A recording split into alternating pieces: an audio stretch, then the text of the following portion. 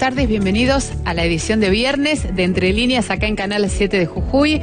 Esta nuestra casa, 14 horas 8 minutos. Hoy vamos a hablar de un tema hermoso, atrapante. A mí, por lo menos, particularmente me encanta la historia de Jujuy. Y en agosto es un mes también significativo para los provincianos. Obviamente, mes de la Pachamama. También tenemos la ciudad de Libertador General San Martín, que todos los años es el eje de convocatoria para el aniversario del paso a la inmortalidad del general San Martín. Y después viene la celebración del éxodo jujeño. Recordar cada uno de los jujeños que somos parte de esta historia argentina que tiene tanto significado para nosotros. Hoy hablamos del éxodo jujeño y de todos esos datos que quizás no los conocíamos o no los teníamos tan presentes.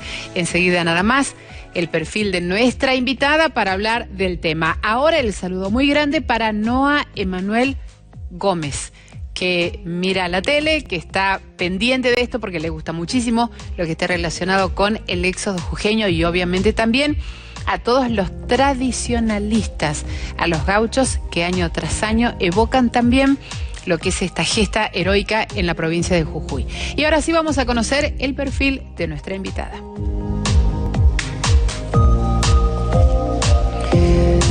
Hoy nos acompaña Angélica del Valle Ruiz, profesora de Historia y Educación Cívica, egresada del Instituto Nacional del Profesorado de Jujuy. Fue profesora del Instituto Tello, coordinadora de la carrera de Historia y vicerrectora del Colegio Nacional número 1. En la actualidad integra círculos históricos, como el Colegio de Profesores de Historia de Jujuy, el Instituto de Estudios Históricos General Manuel Eduardo Arias, la Comisión de Revalorización y Reparación Histórica de la provincia, entre otros. Con ella vamos a hablar el día de hoy del éxodo jujeño, esta fecha tan importante para todos los jujeños, además de lo que significa la quema de chozas en la orilla del río Chico. También está obviamente una carga emotiva muy grande de una fecha tan significativa. Nos vamos al corte y enseguida nada más la historia de Jujuy. 14 horas 12 minutos nos acompaña la profesora Tita Ruiz, así como la conocen absolutamente todos, que se acercó hasta los estudios de Canal 7 de Jujuy para hablar de una fecha tan particular para todos los jujeños como es el 23 de agosto. Gracias, profesora, por estar. Gracias, Claudia, por invitarnos como representante del Colegio de Profesores de Historia. Y especialmente pensaba, ¿no?, en este mes pachamamero, como decías hace rato al comienzo, y tan importante en vísperas de una fecha tan importante, tan gloriosa para los jujeños como es el 23 de agosto.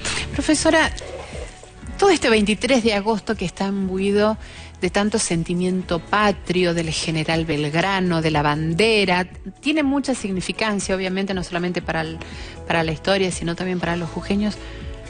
¿Por qué decidimos o por qué se decide en ese momento el éxodo? ¿Por qué partir? ¿Por qué no resistir? ¿Cuál es el antecedente que genera tanto temor que obliga a tomar la decisión de la partida?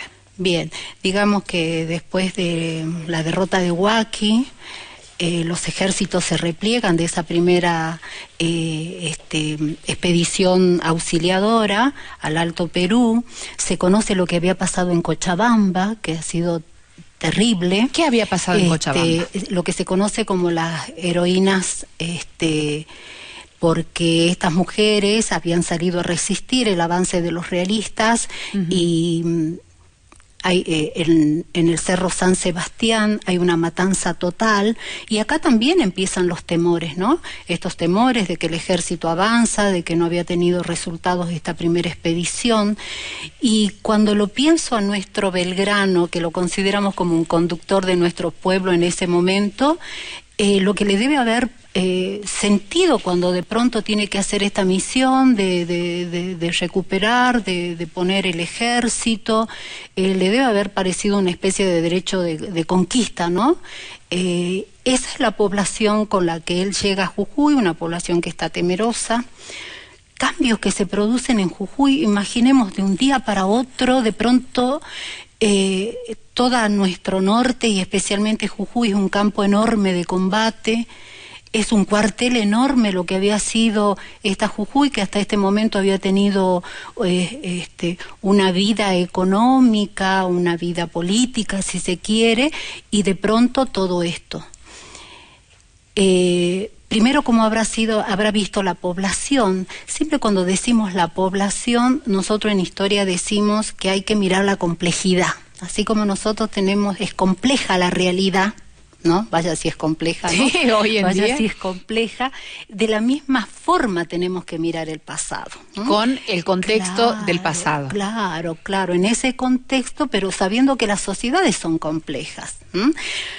Por ejemplo, alguien decía, ay no, pero la familia, y dan un apellido, eso estuvieron con los realistas, o esto estuvieron con los revolucionarios. Y en realidad las familias no se movieron en forma compacta. Cuando nosotros analizamos algunos apellidos acá en Jujuy, no quiere decir que toda la familia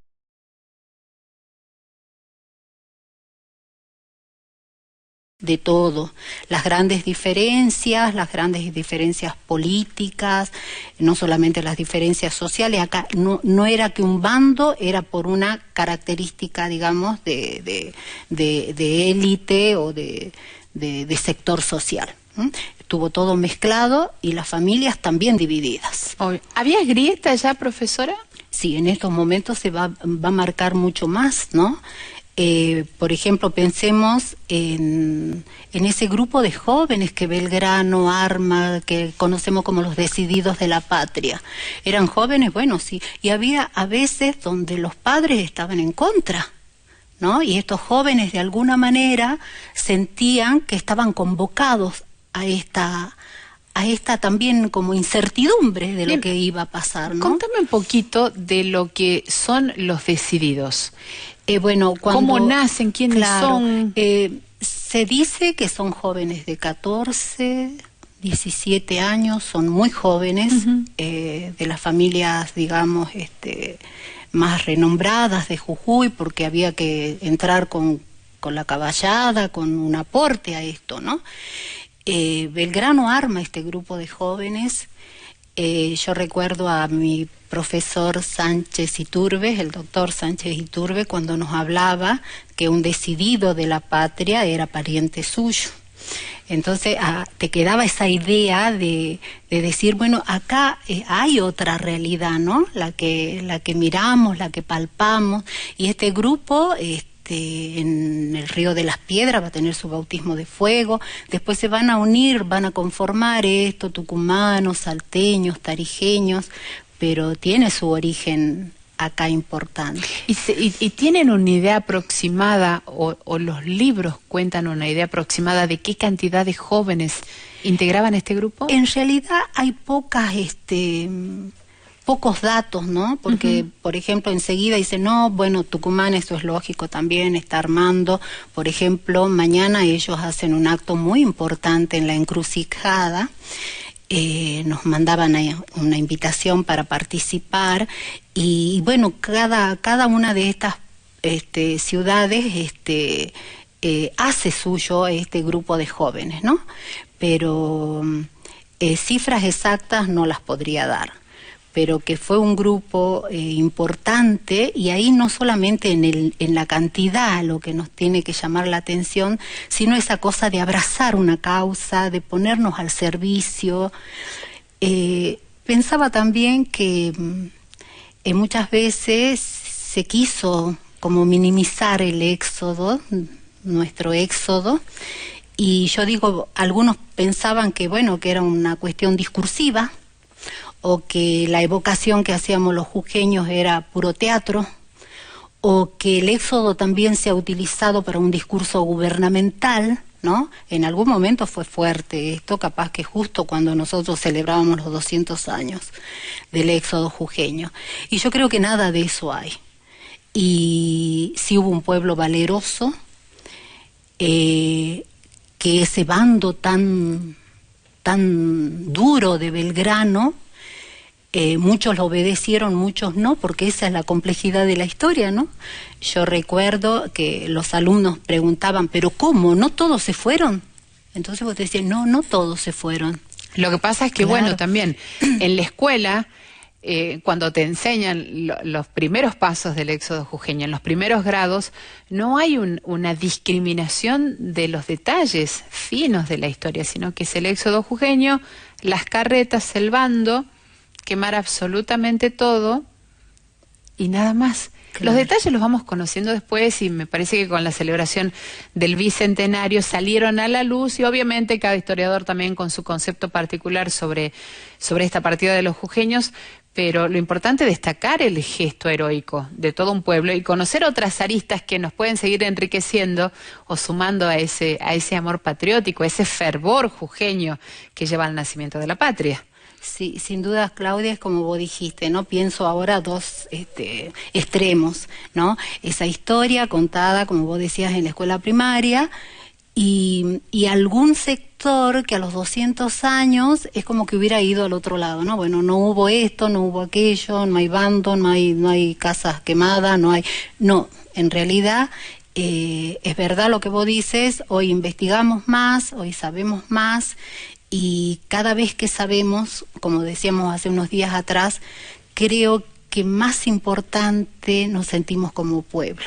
Uh-huh. Yo contaba que yendo con una familia que vino de afuera a ver experiencia éxodo, una de ellas me dice, ay, pero con estos efectos especiales me sentí protagonista. Entonces yo pensaba, digo, qué gloria lo de los jujeños que en realidad fuimos protagonistas, ¿no? Claro que sí. ¿No? Entonces digo yo, eso es lo que tenemos que revalorizar.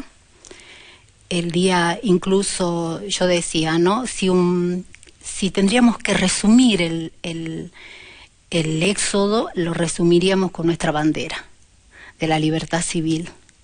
Porque esa es, digamos, ese premio y ese valorizar lo que el pueblo jujeño hizo. Uh-huh. Profesora, perdón, recién sí. hablabas de ese glorioso bando, de la lectura del bando del general Belgrano, un pueblo que se queda y un pueblo que se va.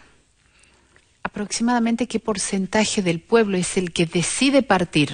Claro, en realidad hablábamos que en esos momentos el ejército que venía apostado a Jujuy a veces era superior a la cantidad de personas que tenía. Hay un documento del realista, de Goyeneche, que dice, glorificando, reconociendo a la gente que se quedó acá en Jujuy, pero después reconoce, fueron los menos. No estamos dando cifras, pero dice, deben reconocer ellos mismos que hubo gente que se quedó, pero que fueron los menos, ¿no? Ahí también tenemos otro dato de que el bando existió, incluso ese bando que fue tan duro, decía, bueno, había que partir. Teodoro Sánchez de Bustamante, junto al Cabildo, presenta a Belgrano que trate de exceptuar, digamos así, a las personas que estaban muy ancianas, muy enfermas, y Belgrano niega, ¿no?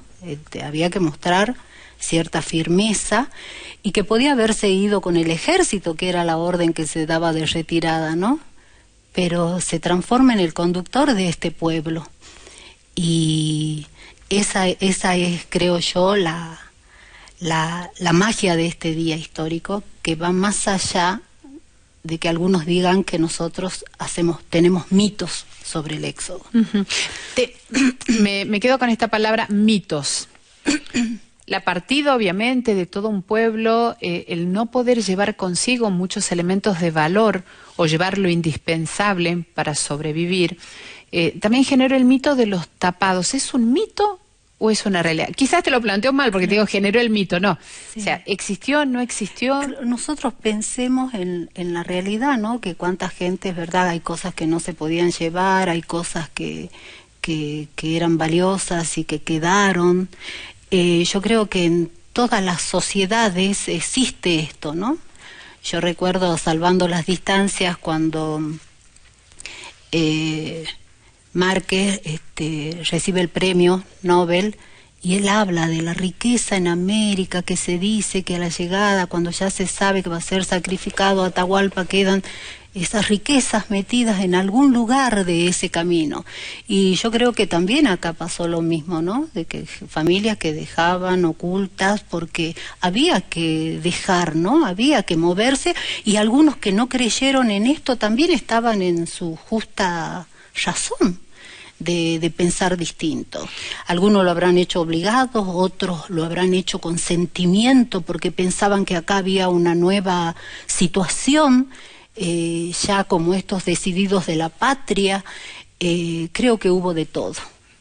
Pero hay documentos que dan prueba fehaciente de que en tal año o en cual año se encontraron joyas, pertenencias, armas o cosas de valor que se hayan dejado enterradas. De relato de familias que uno conoce, que tal la familia que logró, que dijo, que había. Eso es mucho en los jujeños, ¿no? Esto es mucho, relatos que tenemos sobre la vida cotidiana, digamos, ¿no?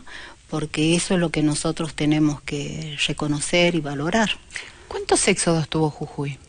En realidad hablamos de muchos éxodos, algunos cuentan 3, otros 5, por ejemplo en el 14, en el 16, a comienzos del 17, a mediados del 18, en enero del 19. En realidad pensemos, ¿no?, en el gran campo de combate durante 15 años de Jujuy.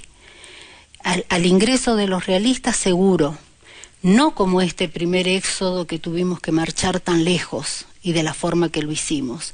A otros, es verdad que la gente se iba alrededor, se buscaba hasta que, bueno, salvado por los ejércitos, la gente volvía a la ciudad. No así con esta marcha tan lejos. Pero seguramente en 11 o en 12 invasiones, como dicen algunos historiadores, seguramente nuestro pueblo tuvo mucho y marchó repetidas veces, ¿no? Repetidas veces. Algo importante también, después de este éxodo, después del triunfo de Tucumán y de Salta, y se vuelve a Jujuy. En febrero ya comienza la gente a volver y nosotros tomamos como el Día de la Reconquista, el 21 de marzo, cuando Belgrano mismo traza una línea y dice: acá termina el cabildo de la tiranía, y él se pone como el primer soldado de la patria. Y pensaba cuántas veces nosotros como jujeños y hoy el mundo entero tendrá que volver después de grandes crisis a hacer la reconquista, ¿no? Un ejemplo más con sus matices de tantos episodios que hemos tenido a lo largo de la historia. Seguramente que sí.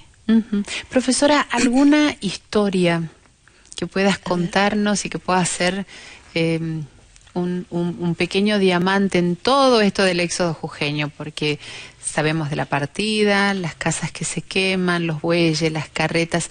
¿Alguna historia que te venga a la memoria de algún personaje particular que nos ilustre o nos ponga, nos haga compartir la escena que se vivía en ese momento? Yo, por ejemplo, capaz que pensando en esto de la ciudad quemada o no, a mí me emocionó escuchar a Marta Montalbetti cuando fue esto de que que se quemaron casas o no. Si se quemaron, especialmente las pequeñas que iban sobre el río, no seguramente las casas del centro, del casco, de lo que hoy sería el casco histórico.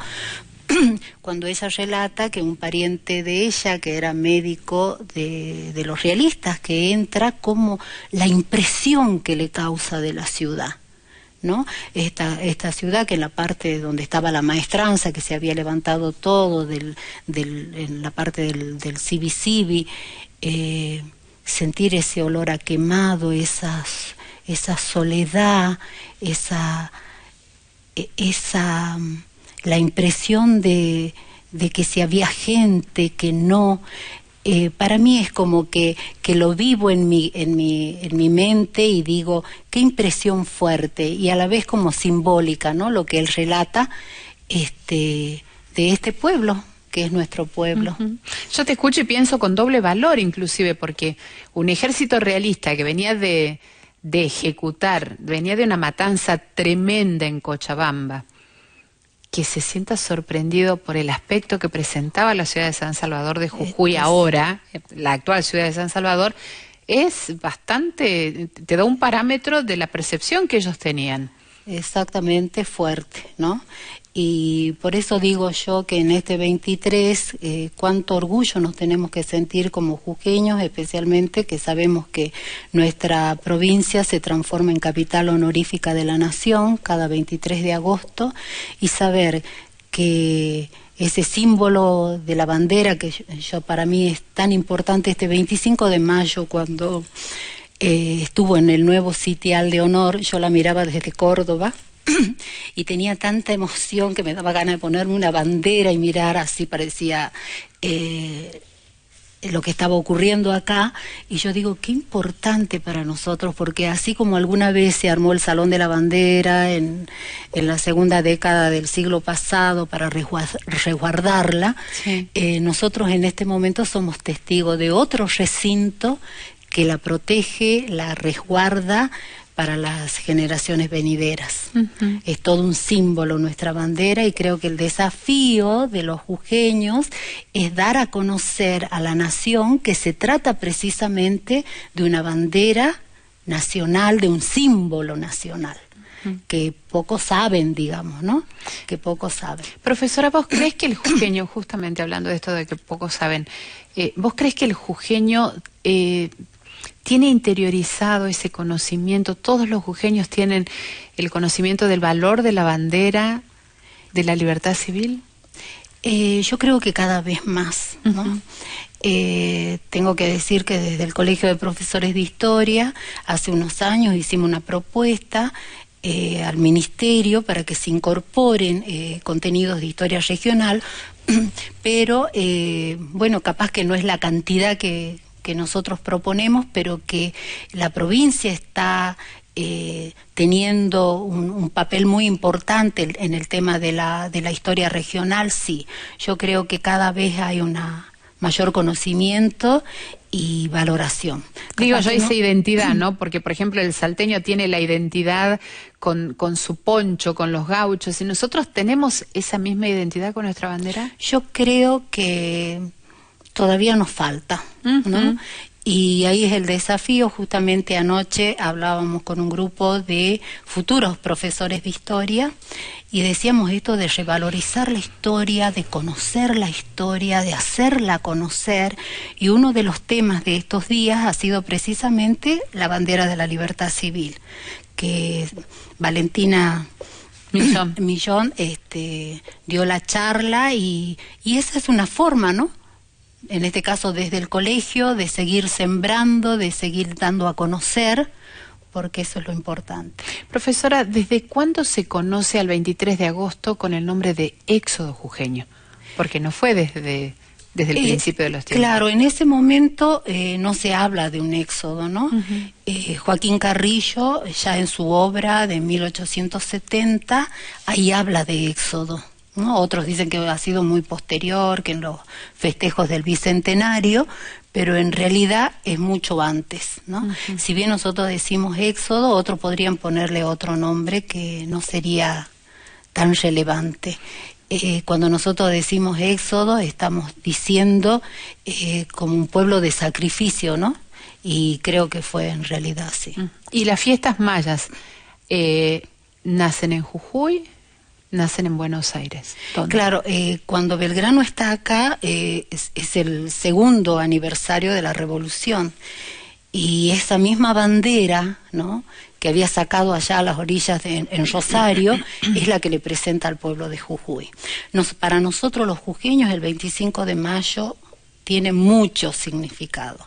El de la Revolución, en 1812, el de la presentación de la bandera, que va a ser nuestra bandera nacional, al pueblo y hacerla bendecir, y al año siguiente el obsequio de esta bandera de la libertad civil, que habla de nuestros derechos como ciudadanos.